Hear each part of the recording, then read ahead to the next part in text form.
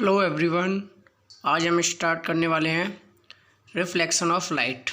ठीक है, इसके अंदर हम पढ़ेंगे कि जो लाइट होती है उसका रिफ्लेक्शन कैसा होता है। देखो, जैसा कि इंट्रोडक्शन में हम थोड़ा बहुत पढ़ चुके थे। क्या पढ़ चुके थे कि अगर कोई लाइट किसी ऑब्जेक्ट पर पड़ती है, चाहे वो चेयर हो, टेबल हो, या आपके रूम के अंदर कोई भी चीज़ हो, अगर वो लाइट उस पर पड़ेगी तो टकरा कर वापस जाएगी। इसी चीज़ को क्या बोलते हैं? रिफ्लेक्शन। ये हमने इंट्रोडक्शन में देखा था। अब यहाँ पर रिफ्लेक्शन ऑफ लाइट वाले टॉपिक में देखते हैं क्या है।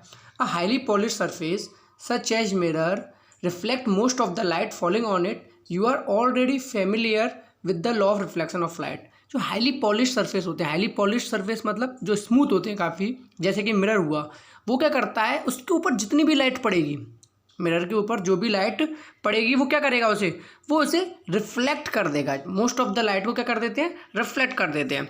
और आगे ये बात कर रहा है, you are familiar with the law of reflection. तो लॉ ऑफ रिफ्लेक्शन से आप फैमिलियर होंगे, अगर नहीं भी है तो हम आपको बताएंगे लॉ ऑफ रिफ्लेक्शन होता क्या है। तो देखो, let us recall these laws. दो लॉ हैं लॉ ऑफ रिफ्लेक्शन के, दो लॉ हैं। क्या क्या हैं वो देखते हैं। फर्स्ट लॉ है the angle of incidence is equal to the angle of reflection. ठीक है, जो एंगल ऑफ इंसिडेंस होता है वो एंगल ऑफ रिफ्लेक्शन के इक्वल होता है। अब सवाल उठता है, what is the angle of incidence and what is the angle of reflection. ये चीज़ मैं आपको अभी कॉपी में समझाऊंगा, तो आप परेशान ना हो, लेकिन अभी जो मैं पढ़ा रहा हूँ बस वो पढ़ लें। तो इंसिडेंट, फर्स्ट लॉ तो ये हो गया कि एंगल ऑफ इंसिडेंस इक्वल होगा एंगल ऑफ रिफ्लेक्शन के। Incident ray, the normal and the point of incidence all lie in the same plane. Second law ये है। ये भी आपको थोड़ा कम समझ में आया होगा, तो बिल्कुल फिक्र ना करें, अभी मैं आपको ये चीज़ कॉपी में समझाऊंगा। ठीक है, बस अभी हम एनसीईआरटी को पढ़ रहे हैं ताकि बाद में अच्छे से समझ सकें। This law of reflection are applicable to all type of reflecting surface. जो ये लॉ है ना, जो दो लॉ हैं, वो एप्लीकेबल है हर टाइप की रिफ्लेक्टिंग सरफेस के लिए। यानी कि वो कोई भी रिफ्लेक्टिंग सरफेस हो, यानी कि उस पर लाइट पड़े और टकरा कर जाए, तो कोई भी सरफेस हो उस पर ये लॉ एप्लीकेबल होंगे। कौन से लॉ? लॉ ऑफ रिफ्लेक्शन, जो कि दो हैं, including spherical mirrors. Spherical mirrors पे भी होंगे जी। अब सवाल एग्जाम में आ रहा होगा कि व्हाट इज स्फेरिकल मिरर, ये भी हम समझाएंगे, परेशान ना हो। You are familiar with the formation of image by a plane mirror.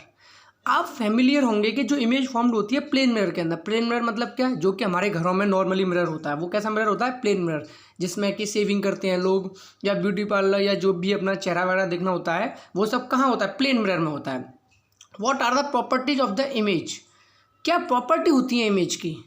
जो हम मिरर के अंदर अपना चेहरा देखते हैं, उसके अंदर क्या बनती है? एक इमेज बनती है। उसकी क्या प्रॉपर्टी क्या होती हैं वो हम देखेंगे। Image formed by a plane mirror is always virtual and erect. जो इमेज बनती है प्लेन मिरर के द्वारा, वो कैसी होती है? Virtual and erect.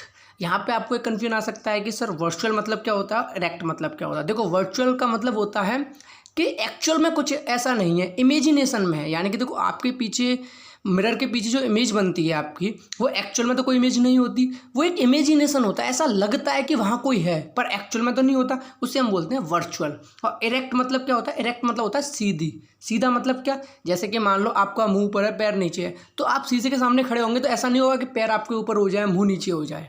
ठीक है ना, समझ आ रहा है? यानी कि आपका चेहरा ऊपर है तो मिरर के अंदर भी चेहरा आपका ऊपर रहेगा, आपके पैर नीचे तो पैर नीचे, जो चीज़ जहाँ पर है वो वहीं रहेगी। तो इसे हम बोलते हैं इरेक्ट। क्या बोलते हैं? इरेक्ट, सीधा, बिल्कुल। ठीक है।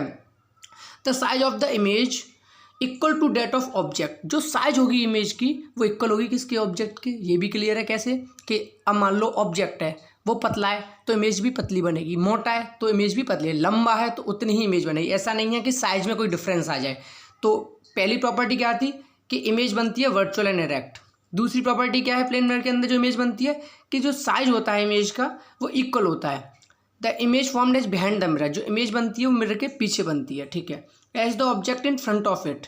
ऑब्जेक्ट कहाँ होता है? मिरर के आगे होता है। Further the image is laterally inverted. अब लेटरली इन्वर्टेड का मतलब क्या है? देखो, लेटरली इन्वर्टेड का मतलब होता है कि आपकी जो लेफ्ट साइड है वो तो इमेज की बन जाएगी राइट साइड, और जो आपकी राइट साइड है वो बन जाएगी इमेज की लेफ्ट साइड। समझते हैं?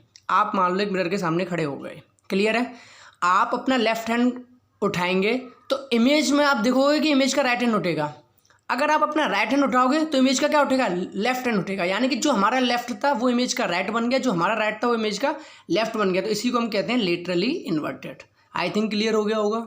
ठीक है। अगर किसी भी तरह का कोई भी डाउट हो तो आप मुझे कमेंट बॉक्स में बता सकते हैं, या किसी तरह का सजेशन देना हो वो भी आप कमेंट बॉक्स में दे सकते हैं। ठीक है।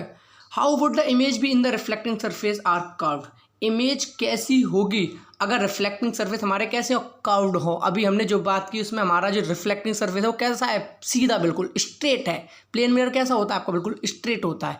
लेकिन अगर मान लो वही मिरर कैसा हो, कर्व्ड हो, तो इमेज कैसी होगी। तो लेट अस एक्सप्लोर, ठीक है। आगे दिया हुआ है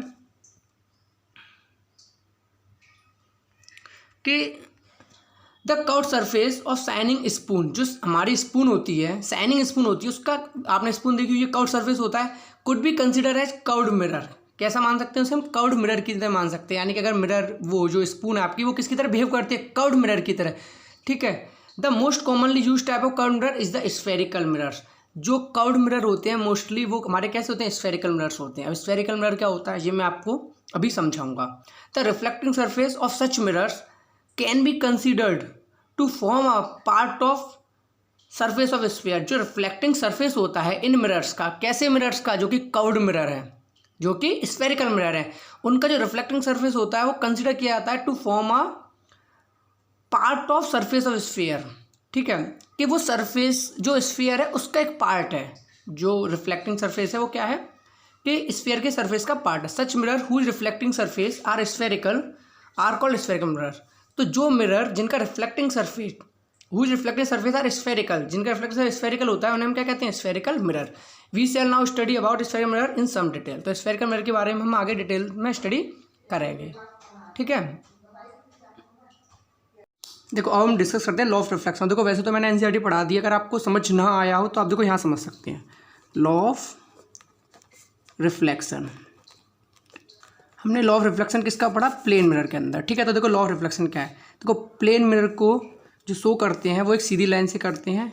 ये प्लेन मिरर का हो गया बैक पार्ट, जो एरो लगा हुआ है ये क्या है, प्लेन मिरर का बैक पार्ट, ठीक है। अब हमने लॉ ऑफ रिफ्लेक्शन में क्या पढ़ा, देखो उससे पहले कुछ वर्ड है वो आपको कंफ्यूज कर रहे हो तो पहले वो समझ लो। Angle of incidence, incident ray, ये सब क्या होता है।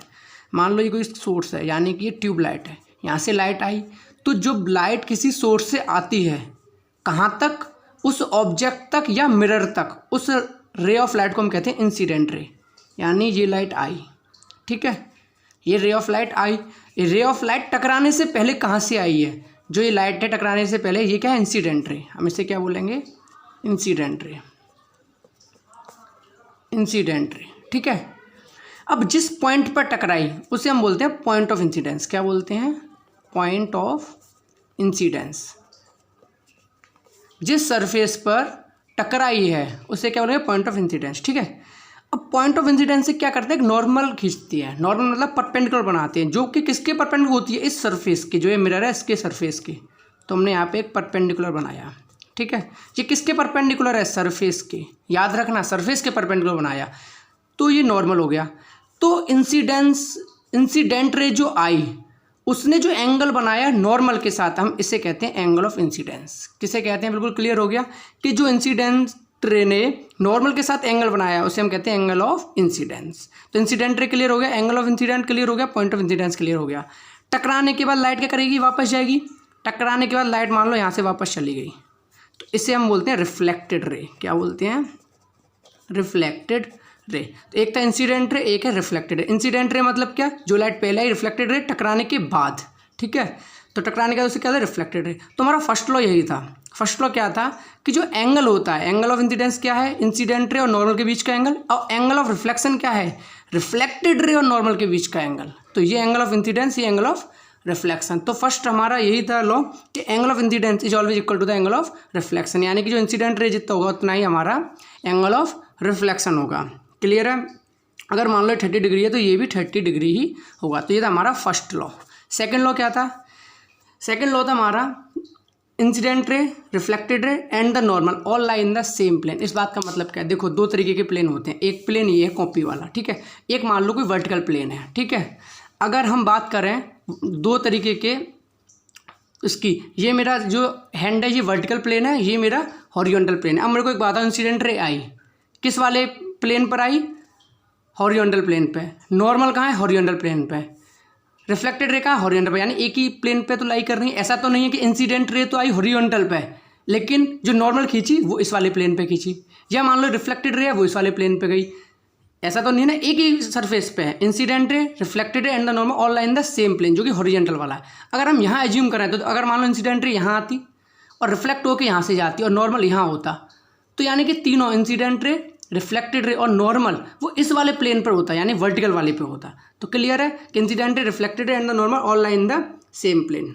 तो ये दोनों बातें क्लियर हो गई। तो एक लॉ ऑफ रिफ्लेक्शन था, ठीक है। दूसरा आपका क्या था कि जो इमेज बनती है प्लेन मिरर के अंदर, देखो प्लेन मिरर हमने इससे शो किया है, प्लेन मिरर इससे शो किया है, ठीक है। अब इमेज बनती है, मान लो इसके सामने कोई ऑब्जेक्ट खड़ा हुआ है, क्या खड़ा हुआ है, ऑब्जेक्ट। तो इस ऑब्जेक्ट की जो इमेज बनेगी वो इस मिरर के पीछे बनेगी।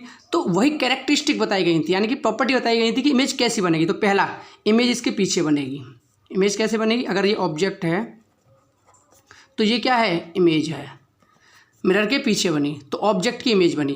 कैसी बनी, पहला बिहाइंड द मिरर बनी, बिहाइंड द मिरर यानी कि मिरर के पीछे बनी। सेकंड, सेम साइज, कैसी बनी, सेम साइज की, ऐसा नहीं कि ये मोटा है तो ये पतला हो जाएगा या ये छोटा है तो ये बड़ा हो जाएगा, सेम साइज होगा। तीसरा, virtual and erect, virtual and erect. Virtual erect का पहले ही मतलब समझा चुका था, फिर से बता दे रहा हूँ। वर्चुअल मतलब क्या होता है, इमेजिनरी, यानी कि एक्चुअल में यहाँ कुछ है नहीं लेकिन ऐसा लग रहा है कि इसकी इमेज यहाँ पर है। इरेक्ट का मतलब क्या, देखो एरो इसका ऊपर की तरफ है तो इसका भी एरो ऊपर की तरफ है, वर्चुअल इरेक्ट। और फोर्थ आपका क्या है, behind the mirror, same size, virtual erect, laterally inverted, laterally inverted. कैसी बनती है, लेटरली इन्वर्टेड। तो आई थिंक अब आपको क्लियर हो गया होगा बिल्कुल बहुत अच्छे से। अगर आपको किसी भी तरह का कोई भी डाउट हो तो आप मुझे कमेंट बॉक्स में बता सकते हैं, या किसी भी तरह का कोई भी सजेशन देना चाहते हैं तो आप वो भी मुझे दे सकते हैं। Thank you.